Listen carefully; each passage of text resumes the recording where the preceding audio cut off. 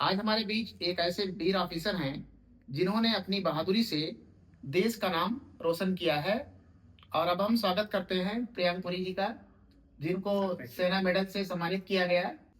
सबसे पहले तो आपको सेना मेडल के लिए बहुत बहुत बधाई। और पूरा लखीमपुर की जनता और बाकी सारे लोग, देश के लोग जो है, बहुत ही खुश महसूस कर रहे हैं जो कि आपको सेना मेडल मिला। और खास तौर से हमारा डॉन बॉस्को परिवार, जहाँ से आपकी शिक्षा हुई, तो सारे लोग बहुत ही खुश हैं। और बहुत बहुत बधाई हो एक बार आपको। तो इसमें सबसे पहले आपसे मैं ये जानना चाहता हूँ कि जब आपको पता चला कि आपको सम्मान मिल रहा है, आपका पहला रिएक्शन क्या था?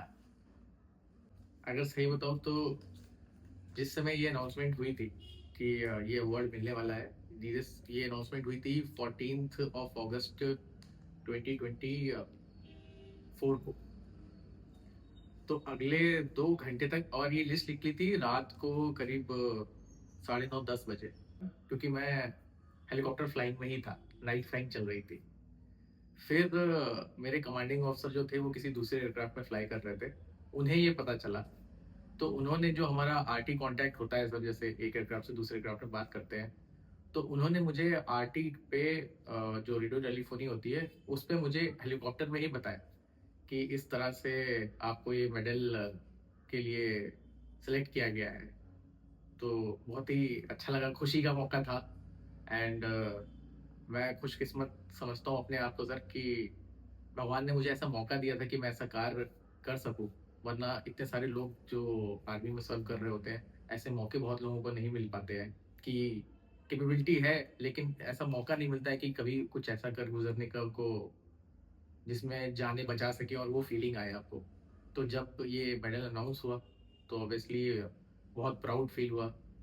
और जिस तरह से मुझे ये पता चला, तो जब मैं सॉर्टी करके उतरा नीचे सर, तो मैंने देखा कि फ़ोन में 50 मिस्ड कॉल, 100 मैसेजेस आ रखे हैं, इतनी लंबी लिस्ट हो रखी है। उसके बाद से सर अगले 3 घंटे तक मैं सबको थैंक यू मैसेज और कॉल बैक कर के पूछ रहा था, बता रहा था कि सॉरी मैं फ़ोन नहीं उठा पाया उस समय।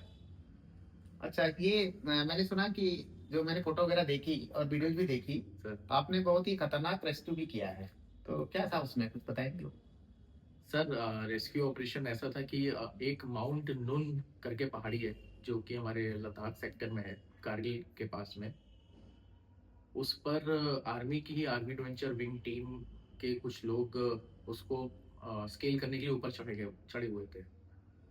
तो ये बात है 8th ऑफ अक्टूबर 2023 की। कि उनकी जो टीम थी, तो जनरली करते क्या है सर, ये जो लास्ट स्ट्रेच होता है किसी भी माउंटेन पे चढ़ने के लिए, वो जनरली ये लोग रात में करते हैं, जिस समय की जो उसका स्नो होता है वो हार्ड रहता है, क्योंकि सनलाइट के बाद में वो मेल्ट होना शुरू हो जाता है, तो वो लूज हो जाती है, तो एवलांच आने का थोड़ा सा खतरा रहता है। तो इन्होंने रात में अपना स्केल करना ऊपर शुरू किया। एंड उसके बीच में इन लोग की जो सिक्योरिंग वाली रोप होती है वो टूट गई, और इनका जितना भी इक्विपमेंट और सामान, राशन पानी जो भी था इनके खाने पीने का, वो सब कुछ एक क्रेवास में चला गया था। तो आप एक चीज को एक जो होता है ना डेस्टिनी वाली बात, कि ये सारे के सारे माउंट नून जिसकी मैं बात कर रहा हूँ, उसका जो पीक है इट इज एट 24,000 फीट। और बीच में कुछ कैंप्स होते हैं सर, जो स्टेजेस में जहाँ जहाँ से ये जो जाते हैं। तो ये एक्सीडेंट इनका कैंप 3 और पीक में जब चढ़ाई कर रहे थे उसके बीच में हुआ। तो सारे का सारा इक्विपमेंट और इनका जो रेडियो वेडियो था सर, वो सब तो सब क्रेवास में चला गया था। तो किसी को पता नहीं चल पाया कि ऐसा कुछ हादसा हुआ है इस टीम के साथ में। किसी तरह से इन्होंने हिम्मत जुटाई और ये नीचे आना शुरू किया इन्होंने। फिर आप मतलब बोलेंगे कि किस्मत से भगवान का कुछ तो इंटरवेंशन था कि उसमें से एक ऑफिसर जो था, उसके मोबाइल पे वहां पर उसमें एक नेटवर्क आ गया। उसने सीधा दिल्ली कॉल किया, जिसमें वो कन्वे कर पाया कि हमारे साथ में ऐसा ऐसा करके एक्सीडेंट हुआ है। देन रातों रात हम वहां पर ही थे, अपना कुंभक थांग करके एक जगह है जहाँ पे हम लोग रेस्क्यू के लिए पहले से ही लॉन्च होके वहाँ पे स्टेशन थे। हमें रात को 2 बजे ये मैसेज मिला कि ऐसे ऐसे करके इनके साथ में एक्सीडेंट हो गया है, अगले दिन सुबह हमें इनको रेस्क्यू करने के लिए जाना है। देन नेक्स्ट डे मॉर्निंग हमने वहाँ पे टेक ऑफ किया, जाके रकी के इन लोगों को ढूंढा, तो स्पॉट कर लिया इन लोगों को।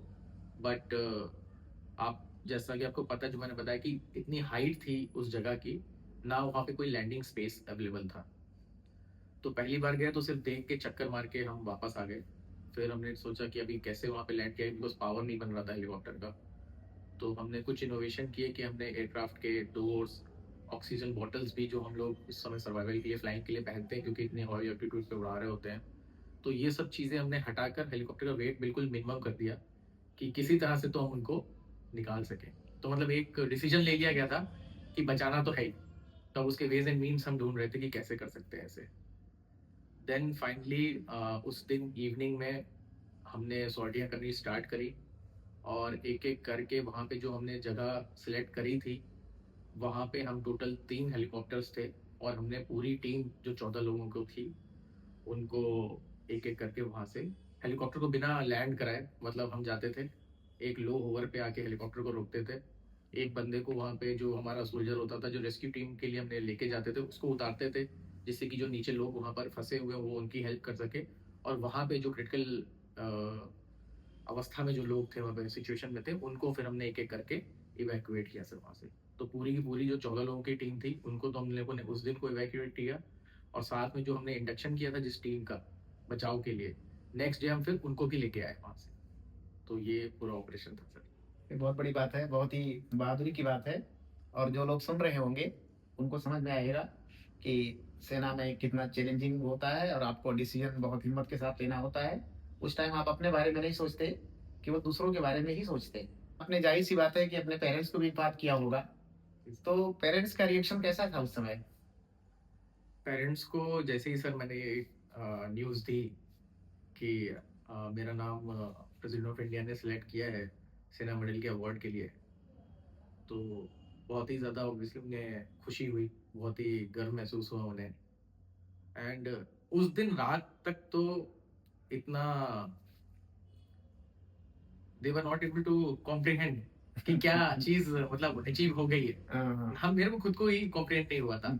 जब तक कि फिर जब 1 दिन 2 दिन बीत गए, तब हमें थोड़ा-सा रियलाइज़ होना शुरू हुआ सर कि नहीं वाक़ई में कि जो हमने कार्य किया था, जिस वज़ह से इतने लोगों की जान बची, जितने भी लोगों को जो मैंने आपको बताया सर कि वहाँ से हम निकाल के लेके आए थे, आज भी सबसे मैं टच में हूँ। वो सारे के सारे फ़ोन करते रहते हैं सर मुझे कि आप कैसे हो? कहाँ घूम रहे हो? क्या कर रहे हो? कैसे हो? एंड पेरेंट्स को ऑब्वियसली सर जब से ये पता जैसे ही ये न्यूज़ मिली थी, they are very, very proud इस एक्ट के लिए एंड मुझे बहुत अच्छा लगा कि मैं कुछ ऐसा काम कर पाया हूँ, जिससे कि पेरेंट्स इतने खुश हैं। जब देश आपको सैल्यूट करता है, तो उस पल आप कैसा महसूस करते हैं? सर देश या आप अगर जो मेरे से पूछ रहे हो कि जब सैल्यूट करता है ऑब्वियसली मतलब एक प्राउड फीलिंग आती है अंदर से कि हमने मेहनत से इतनी मेहनत करके कुछ ऐसा मुकाम हासिल किया है या फिर किसी ऐसी पोजीशन पर है जिस पे सामने वाले लोग भी हम पर प्राउड है और जब वो ऐसा करते हैं तो एक अंदर से और एक फीलिंग जगती है कि ये वो सिटीजन्स हैं जिनके लिए लड़ने के लिए या जिनके लिए कुछ भी कर गुजरना हो तो उसके लिए वो फीलिंग अंदर से हमारे अंदर भी आती है। तो जब वो सामने से एक सल्यूट आता है तो अपने अंदर से भी होता है कि हमें सल्यूट बैक भी करना है। तो ये जो ड्रिल एक हमारी फौज में सिखाई जाती है कि अगर कोई आपको सल्यूट कर रहा है तो आपको उसको सल्यूट बैक भी करना है। तो अगर सर आपके मतलब क्वेश्चन के पार्लेंस में लें तो अगर सामने से जो बंदा मुझे सल्यूट करता है तो मेरे अंदर भी उसके लिए बहुत ज़्यादा इज्जत बढ़ती है कि यस हम जो सेक्रीफाइस कर रहे हैं उसको वो रिकॉग्नाइज भी करना है। ये वो कि आजकल सोशल मीडिया का ज़माना है, सर तो डिसिप्लिन वगैरह सोशल मीडिया के साथ कैसे मेंटेन कर सकते हैं बच्चे? सोशल मीडिया की अगर बात करें तो आज के प्रेजेंट मॉडर्न डे में हम सोशल मीडिया को टोटली बैन करके डिसिप्लिन को नहीं सुधार सकते। दोनों को सर साथ में चलना पड़ेगा। लेकिन डिसिप्लिन की जो कोर स्ट्रेंथ है, यानी कि जो डिसिप्लिन की बुनियाद है, वो हमारे कोर वैल्यूज़ में ही है।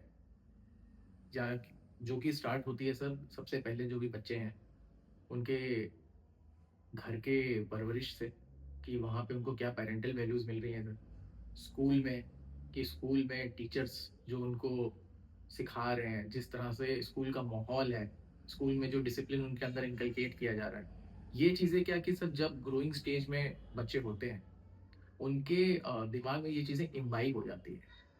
तो ये जो 2 जगहें हैं, इनका सबसे ज़्यादा इफ़ेक्ट होता है बच्चों के ऊपर। और जो सोशल मीडिया में क्या है कि बच्चों का सर आजकल में एक्सपोज़र बहुत ज़्यादा हो रहा है। तो अगर आप उसको किसी चीज़ को बच्चे को आप बोलोगे कि ये बिल्कुल भी नहीं करना है, तो उसका सबसे ज़्यादा इंटरेस्ट उस पे आएगा कि उसको ये तो करना ही है। तो इसलिए मैं बोल रहा हूँ कि सोशल मीडिया का लिमिटेड और गुड यूज़ बच्चे के डिसिप्लिन को इम्प्रूव करने में हेल्प करेगा। इस सोशल मीडिया को पूरी तरह से बैन करके तो डिसिप्लिन 100% डिसिप्लिन नहीं अटेन मतलब अचीव किया जा सकता है। आपको क्या कभी एहसास हुआ कि एक टीचर जिसने आपको पढ़ाया है वो आपका इंटरव्यू लेगा? सर ये आप इतने साल जो मैं यहाँ पे स्कूल में रहा हूँ सर, आपने तो मेरे को देखा है सर, 12th तक आपने मुझे कंप्यूटर साइंस पढ़ाई है। स्टार्टिंग में जब मैं स्कूल में था तो इफ़ यू रिमेंबर सर, हमारे 5th क्लास में पहले बेसिक लैंग्वेज बेसिक पढ़ाते पढ़ाने थे, फिर सी प्लस प्लस आई थी, तो उसके जो पहले अक्षर थे वो आपसे ही सीखे सर हमने। अभी तो सर आप बताइए सर, जब मैं स्कूल में था और आपने जिस तरह से मुझे देखा है, जो मेरी हरकतें रहती थी, कहीं आपको लगा था कि जो आपने मेरे से सर थोड़ी देर पहले क्वेश्चन पूछा कि पूरा देश मुझे सैल्यूट कर रहा होगा, तो उस पे मुझे कैसी फीलिंग आएगी? सर सेम फीलिंग है मेरे अंदर आपके लिए भी, कि मुझे बहुत ही प्राउड फीलिंग है सर ये, कि इस जगह पे हूँ जहाँ पे आपसे मिलने का मुझे इस तरह से मौका मिला है सर, और बात करने का सर, और अपने व्यूज शेयर करने का। थैंक यू सो मच जितना आप खुश हैं। सर। और जब मैंने ये सुना था तो मेरे अंदर भी यही हुआ था कि जब आप मिलेंगे सर तो मैं आपको सैल्यूट करूंगा और अपने शब्दों से और बहुत सारी जानकारियां आपसे लूंगा। और वो आपके लिए सैल्यूट से भी ज़्यादा होगा, क्योंकि अगर मैं आपको सैल्यूट करता तो शायद मैं अकेले करता, आप सोचते कि सर ने मुझे सैल्यूट किया। लेकिन अभी क्या होगा, मेरे चैनल के माध्यम से आपको सैल्यूट करने वाले जो है वो लाखों लाखों में लोग होंगे। और निरंतर आप देश की सेवा करते रहिए, आगे बढ़ते रहिए, हम सबकी शुभकामनाएं हैं। और मैंने भी कभी ये नहीं सोचा था कि कोई हमारे बच्चे इतना कामयाब होकर निकलेंगे और मैं उनका इंटरव्यू लूंगा। तो मेरे लिए भी ये ईश्वर की ही गिफ्ट है कि मैं थोड़े टाइम से लोगों से मैं जुड़ता हूँ, बातचीत करता हूँ, मुझे भी अच्छा लगता है और काफ़ी पॉजिटिविटी भी आती है। तो काफ़ी बढ़िया लगा आपसे बात किया। आपकी जानकारियाँ जो हैं लोगों तक पहुँचेंगी और लोग जो है उसका लाभ भी उठाएंगे। Thank you thank you sir. भैया। Thank you sir.